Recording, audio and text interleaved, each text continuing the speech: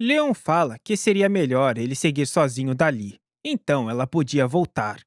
Do nada, ela se transforma e o abraça por trás, o surpreendendo. Antes que pudesse questionar, ela grita, mandando que ele não olhe para trás.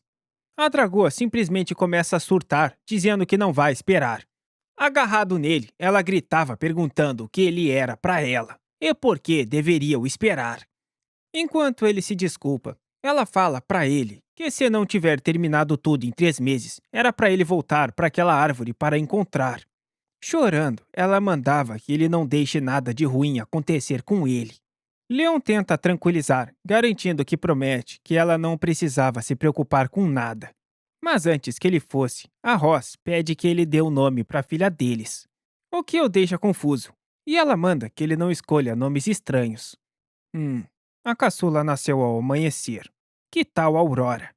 Apontando para o nascer do sol, ele explica que o nome também significava luz da manhã e aurora boreal.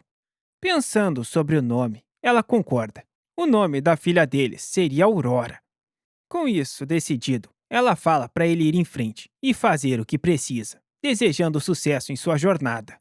Em frente à entrada principal, dentro de uma carruagem, Leon observava que os guardas estavam bem descuidados. E com isso, ele entra facilmente. Assim que sai da carruagem, logo ele se depara com um cartaz de procurado do seu mestre em vermelho, que era o nível mais alto de alerta do Império.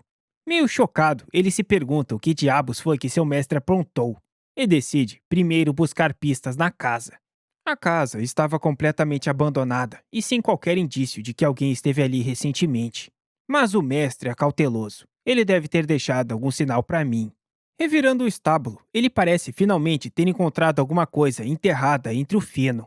No pano estava escrito que a Rebeca era de confiança. Parece que o mestre já sabia que armaram para mim. Ele esteve investigando o traidor esse último ano. Nesse caso, eu vou vê-la primeiro. Cantarolando animada, Rebeca dava boa tarde aos vizinhos. Ela comenta que a senhora parecia mais jovem do que ontem e pede para que a ensine essa magia. A senhora entrega a torta de maçã que tinha acabado de fazer. E a menina questiona se ainda tinha insetos na casa da senhora, pois se precisar era só chamar. Finalmente, chegando em casa, ela anuncia que tinha chegado. Mas rindo, ela fala que mesmo falando isso todo dia, não tinha como ninguém responder. Nesse momento, ela nota uma presença se aproximando e rapidamente puxa sua arma querendo saber quem era. Diário de criação de um dragão. Já que a Ross tinha passado para Leon a tarefa de ensinar Noah, ele passou todo o tempo pesquisando nos livros da biblioteca do clã, em busca do melhor equilíbrio entre conhecimentos do clã, informações teóricas e atividades práticas. Isso mesmo, eu era um aluno nota 10 que se formou em primeiro lugar. Essas perguntinhas de nivelamento para jovens dragões não são nada para mim. Após algum tempo, eles finalmente começariam as aulas oficialmente. Para passar no teste de admissão da Academia Santiref, ele fez questão de estudar os métodos de testes deles para maximizar ao máximo o aproveitamento dela. Primeiro, eles iriam estudar sobre como os dragões usam magia, e pede que ela dê uma olhada no sumário do livro, e depois marcasse em ordem de fácil de entender, mais ou menos, e completamente compreensível. Observando, ele refletia que ela não dizia nenhuma única palavra a mais além do necessário. Embora pareça que ela ainda desconfie dele, Leon pensa que estudando juntos, talvez ela mude de opinião ao seu respeito. Depois que ele fizesse isso, ele poderia convencê-la a ficar do seu lado. Vários dias depois, Leon se lamentava derrotado, que sempre que a Noa estava com ele, ela parecia ficar com uma cara infeliz. Será que ela não gosta do meu método de ensino? Ross comenta que ela não estava insatisfeita. Na verdade, era justamente o contrário. Mas, sem acreditar, ele questiona como aquela expressão poderia ser de felicidade. Ross fala que ela aprendeu muita coisa nova que nunca tinha visto antes. Até mesmo em alguns conteúdos antigos, ela conseguiu uma nova perspectiva de análise graças a você. Ela realmente achou isso ótimo. Então, ela questiona se ele fez mais alguma coisa além de ensinar. Tipo, alguma coisa para fortalecer o laço deles. Mas Leon responde que claro que não. A sua filha mais velha não era do tipo que fica brincando. Embora Ross diga que ele parece ter entendido um pouco sobre a personalidade dela. Ela afirma que ele também deveria perceber que ela não era tão fria apesar disso. Noah só era um pouco precoce demais. Nessa idade ela deveria aproveitar tranquila.